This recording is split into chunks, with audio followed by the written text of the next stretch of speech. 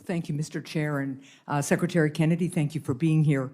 I'd like to start by talking about the current measles outbreak, which I know is a concern for all of us here today.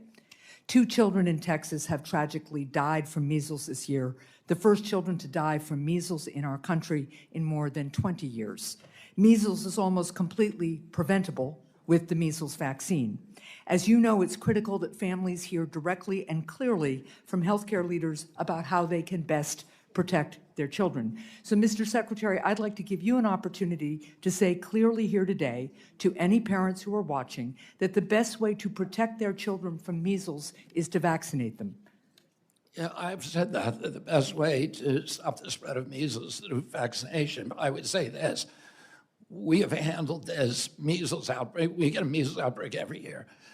We've handled this measles outbreak better than any other nation. What I was interested in, you can say, what I asked you to do was to say straight to the camera, as you did on social media, that it is your position that the best way for parents to prevent their kids from getting measles is to vaccinate them. And that is your statement today. I said that too. All right, well, that is great, thank you. Now, you lead the nation's health department, so let me ask you a couple of questions. Do you think HHS should employ anyone who has endangered the health of children? No. You hired David Geyer to lead autism research at HHS, an individual who fraudulently posed as a doctor and gave dangerous medications and medical tests to children with autism. According to the state of Maryland's investigation, David Geyer, who has no medical license or training, gave hormone blocker injections to children with autism who were as young as 8 years old, which the Maryland Board of Medicine said poses a substantial risk of harm. Secretary Kennedy, yes or no, will you fire David Geyer? First of all, what you're saying is not true. And we did not hire David Geyer to manage autism research at HHS. So what is his job? What is his job then? You just said some very defamatory things about a person who, by the way. So let me just be clear for the record. Those charges, Senator, I am going to correct the record on this. Let me tell you what the record says, and then I will hear from you. Last week, when Mr. O'Neill was here in his confirmation hearing, I submitted for the record the charge that the state of Maryland laid out. Now, if you'd like also for me to submit to the record with unanimous consent today the findings of the state of Maryland, which fined him $10,000 for practicing medicine without a license. He does not have a medical license, and for providing and instructing and giving children hormone blockers. That is what the finding of the Maryland Department, the state of Maryland, its medical licensing board was. And I'll submit that for the record, I hope with unanimous consent. I'm assuming that you don't know what I'm about to tell you, or you wouldn't say something that was so dishonest. You may or may not know that David Geyer sued the American I do know that. I do know that. That doesn't change the findings, nor does it change the experience of the parents who testified. That finding was reversed by a court, and he was awarded $5 million. That is not true. Now, let me ask you, so I just want confirmation. David Geyer is still at HHS. I wrote you a letter about this a month ago, and you have not responded. Well, I apologize for that. That's our bad, and I will respond. But David Geyer is not managing autism research. So what is his job? What is his job at HHS? This is somebody who gave parents the impression that he was a doctor and gave hormone blockers to children as young as 8, telling them that hormone blockers would somehow magically help their kids with autism. His father His father is a doctor, but he is not. And his father was not in the room and did not, and he faked his father's signature according to the State Board of Medicine. And that ruling was overturned by a court. So what you're saying is just wrong. It's just a lie. And they were actually, the court said that the Maryland Board of Physicians was guilty of actual malice in fabricating those charges against David Geyer. Well, we will pursue this. And I will submit for the record. So do you want to know why we brought David Geyer in? Sure. Because it wasn't to run autism research.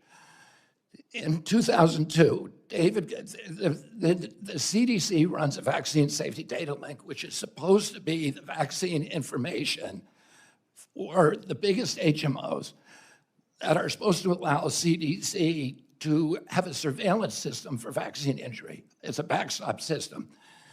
The CDC will not let any physicians in there to look at it or any scientists, independent scientists. He's neither a scientist nor a physician. Right.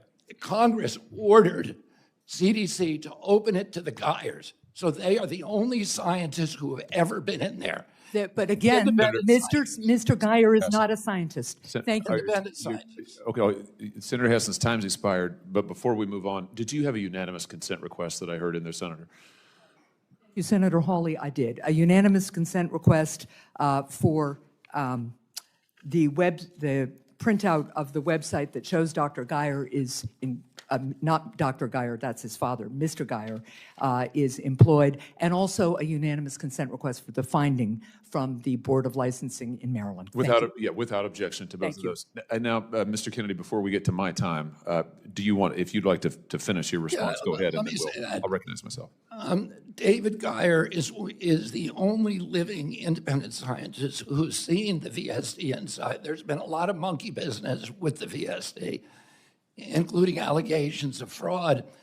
And he was hired by an independent contractor not as an HHS employee, but by an independent contractor to look at the documents that we were getting to the VSD to see if they conformed with what he saw between 2002 and 2016. And that's the only reason that he was brought in, to see if there's so much information that has disappeared from that database. The only way we could find out what information disappeared was because he was the one guy who saw it. And just let the record show he's not a scientist. Thank you very much. All right. The ranking member, Mr. Lauro. Thank you very much, Mr. Chairman. Let me just one area of correction, which has to do with the measles issue, Mr. Secretary. You keep comparing the U.S. to other countries. You compare us to Europe, but the Europe you are referring to is the WHO European region. That's 53 countries in Europe and in Asia, including those with low vaccination rates like Romania, that has never eliminated measles. If you compare us to Western Europe countries that we often compare ourselves to, like Great Britain, they have seen no measles death this year. Let me move to the NIH. In your testimony, you say you want to quote, and I quote, rescale our biomedical research budget, unquote. Excuse me, but that's BS. You are not rescaling NIH research. You are proposing to cut it by $20 billion. And according to our colleagues in the Senate, NIH has effectively cut research funding by $2.7 billion this year in comparison to the same period last year. That's a cut of 35% during that period. That includes cutting cancer research by 31%. This is the report put out by the Senate, Trump's War on Science, which goes into detail about how we are, in fact, dealing with cutting scientific research. Mr. Secretary, are you freezing or withholding funding that Congress appropriated in 2025 for life-saving NIH research? Let me address your first issue first, because I want to correct you. We have about 1,100 measles cases in this country. The growth rate last year was 15 additional, so we have plateaued. Mexico has roughly the same number with a third of our population, and they got 300 extra cases last week. Canada has more measles, 1,500. They have 1/8 of our population. Western Europe has about 6,000, which is 10 times the number that we have. Well, you are wrong about what you said earlier. We can discuss that, but I think one has to consider whether or not we're dealing with decades of data proving how effective and safe the measles vaccine is. I want to move to that. I want my questions answered on, are you freezing and withholding funding that Congress appropriated in 2025 for life-saving NIH research? We are not withholding any funding for life-saving research. Okay. Do you commit to following the law? Of course. Fully obligating funding that Congress appropriated.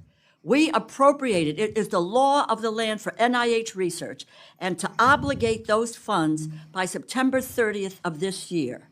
or are you planning to break the law by impounding congressionally appropriated funds? If you appropriate me the funds, I'm going to spend them. We have. In the bill, you are cutting the NIH by $18 billion, or you're proposing to cut it by $20 billion. The Congress appropriated those funds. It passed into law. It's part of the 2024 budget, and we are under a continuing resolution that has adopted the 2024 numbers. How then can you justify cutting $20 billion from the biomedical research budget?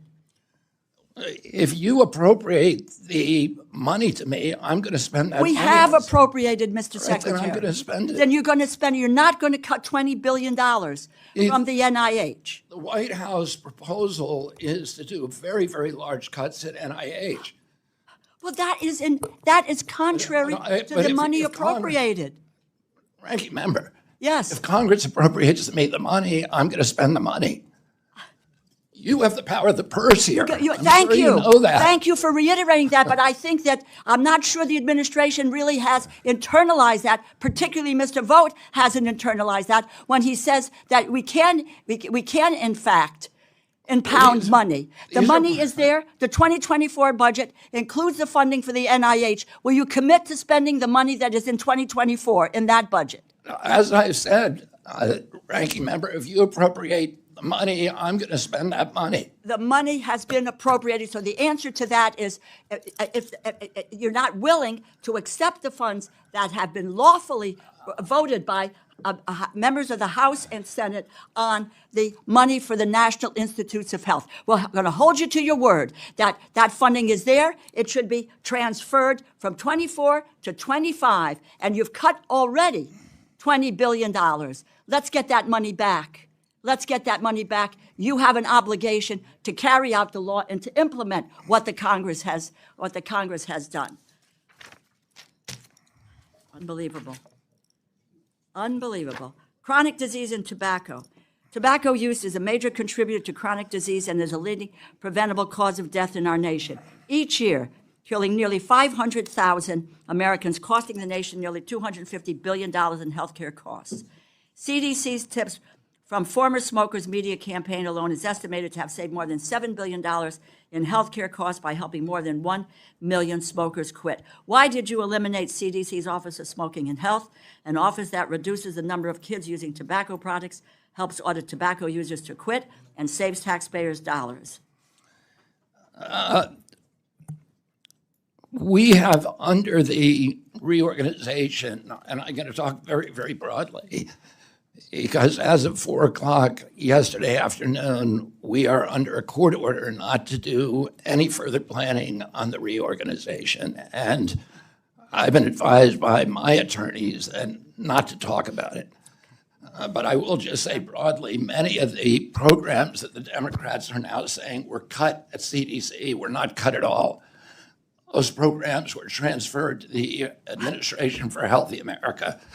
But I'm not permitted to talk in any more detail because of a court order. I know we're just dealing with words. You transfer it here, there's less money overall for the agency, therefore there's less money for the programs. In both 2024, 2025, Congress, again, power of the purse resides here, appropriated $246 million for CDC's tobacco prevention programs. Do you commit to following the law again, fully obligating those funds so that we can help adults who want to quit using tobacco and prevent teens from becoming addicted? Allow me to answer that by pointing out the absolute cataclysmic disorganization of this agency under your oversight for 40 years. We had 9 separate offices of women's health. When we consolidate them, the Democrats say we're eliminating them. We're not. We're still appropriating the $3.7 billion, but we're not keeping all 9. We had 8 separate offices for minority health. We eliminated 1. We had 27 HIV offices. Okay, let me just, I'm going to We had 59 behavioral health programs. I'm well over time. If you could just get us what has been eliminated, why you're doing it, and the criteria by which the elimination has occurred. That is information that this committee needs in order to be able to do our job in terms of appropriating funds. Thank you And for we your will indulgence. gladly provide that to you, but right now we're under a court order that prohibits us from doing so. Okay, before we